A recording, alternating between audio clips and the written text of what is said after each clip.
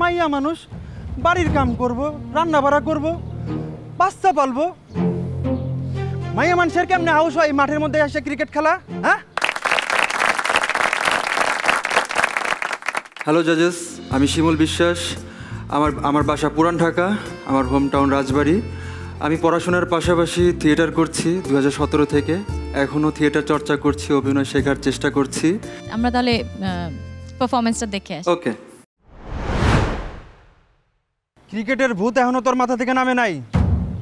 কিরে, একবার না তোরে কইছি এই ক্রিকেট মাইয়া লোকদের লিগা না?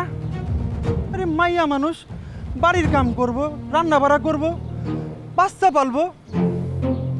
মাইয়া মানুষের কেমনে হাউস হয় মাঠের মধ্যে এসে ক্রিকেট খেলা? হ্যাঁ, তুমি তো ভুল কইতাছো ভাই। কি কিসের ভুল কইতাছি? আচ্ছা, এই গ্রামের কোনো মাইয়ারে দেখছস ক্রিকেট খেলতে? এই গ্রাম তো দূরে থাক, আশেপাশের 2-10 গ্রামের কোনো কাউরে দেখছস তোর মতন এই ব্যাট নিয়ে লাফালাফি করতে? হ্যাঁ, গ্রামে তো দেখি নাই, তই টিভিতে। টিভি আইস থেকে তোর ওই টিভি দেখা বন্ধ। আর তুই খবরদার কইতাছি ওই জিনিসের সামনে আর বসবি না। গাজী গ্যাস স্টোভ, রান্নায় আনে শিল্পের ছোঁয়া। কিন্তু ভাই, কোনো কিন্তু না। টিভিতে মাইয়ারা ক্রিকেট খেলে আর এইটা দেখা তোর এই লাফালাফি। হ্যাঁ, আরে আমরা তো গরিব মানুষ, নুন আনতে পান্তা ফুরায়, সারাদিন মাঠে না খাটলে পেটে ভাত জুটে না। শোন, আমাকে জীবনে এই ক্রিকেট ফুটবলের কোনো দাম নাই, বুঝতে পারছস? শোন মনি, ভালো করে মনে রাখ, এই ক্রিকেট তুই আর কোনোদিনও খেলতে পারবি না। মাইয়া মানুষ হইছে বলে যে সবসময় ঘরে কাজকর্ম করতে হইব, এটা যেমন সত্যি না, তেমনি গরিব হইছে বলে যে বড় কোনো স্বপ্ন দেখতে পারুম না, এটাও সত্যি। আবারও জিদ করতেছস তুই? কিরে, আমার কথা কি তোর কানে ওঠে না? ওঠে না তোর কানে? কিন্তু ভাই, চুপ!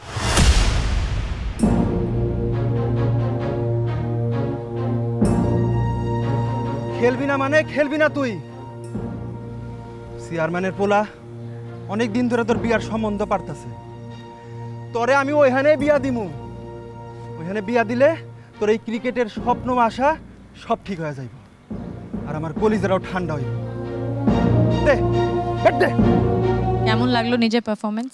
আমার কাছে মনে হয় না যে আমি পারফেক্ট করতে পেরেছি, একটু তাড়াহুড়ো ছিল। আমার নিজের ভুলটা আমি খুব ভালো ধরতে পারি। আচ্ছা, এটা ভালো। আমার কিন্তু এখনো মনে হয় আমার নিজের কাজ দেখলে যে কিছু হয় বেটার হতে পারতো।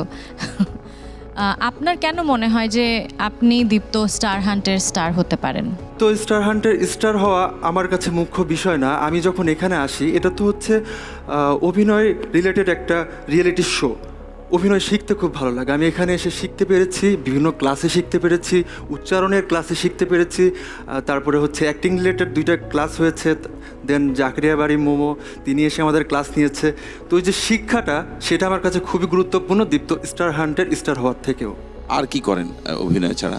মডেলিং শিখছি, র্যাম্পে হাঁটা ট্রাই করি এবং কয়েকটা শো করেছি র্যাম্পে, বাট অতটা ভালো লাগে না। অভিনয়ের যে নেশাটা, সেটা আমি কোথাও খুঁজে পাই না।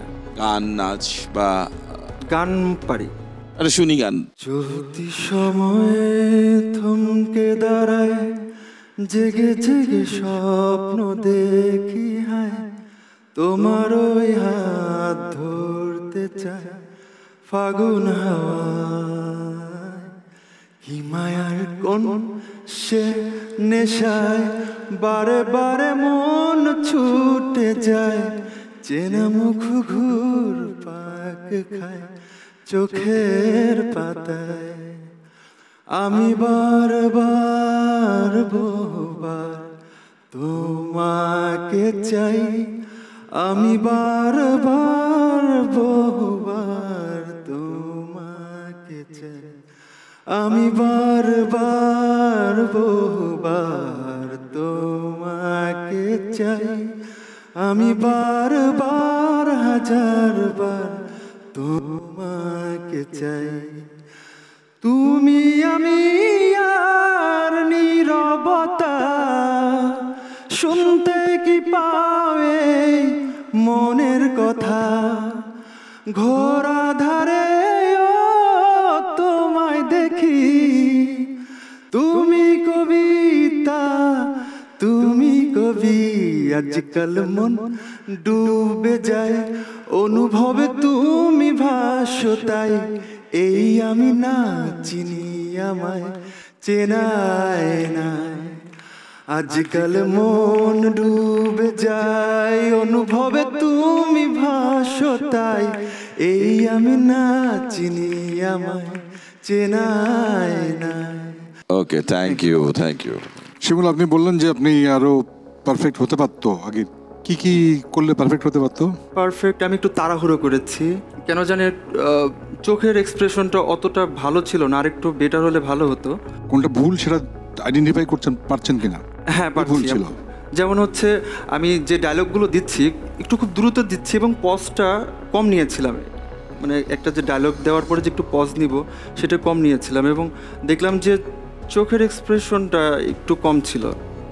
মনে হয় না যে সিচুয়েশন ছিল যেখানে এসে বোন ক্রিকেট খেলছে, আপনি অত্যন্ত রাগান্বিত, আপনি পছন্দ করেন না ক্রিকেট খেলা, সেখানে it has to be very speedy, you have to stop it, খেলবে না তুমি। সুতরাং এখানে পজ মানে যেটা আপনি হাত তুলে একবার নামিয়ে নিয়েছেন সেটা ঠিক ছিল, যদিও এটা খুব মনে হয়েছে বলে দিয়েছি হাত নামিয়ে নিও, অনুতপ্ত হয়ে নেন নাই, আমার মনে হয়েছে সেটা অনেক বেশি mechanical, you are too tensed, আপনার চোখে মুখের অনেক বেশি কুঞ্চন, এইগুলো অনেক বেশি আমরা প্রত্যক্ষ করেছি। ঠিক আছে, আমরা একটু আলোচনা করে নিই, তারপরে আমরা আপনাকে রেজাল্ট জানাচ্ছি। কেমন? Thank you. আমরা আলোচনা করে যেটা দেখেছি যে আপনার সাথে কথা বলে যেটা মনে হয়েছে, পারফরমেন্সে যেটা মনে হয়েছে, কোথাও একটা চেষ্টা আছে, কিন্তু আমরা যেটা খুঁজছি স্টার স্টারের জন্যে, সেই স্পার্কটা আমরা কোথাও দেখিনি।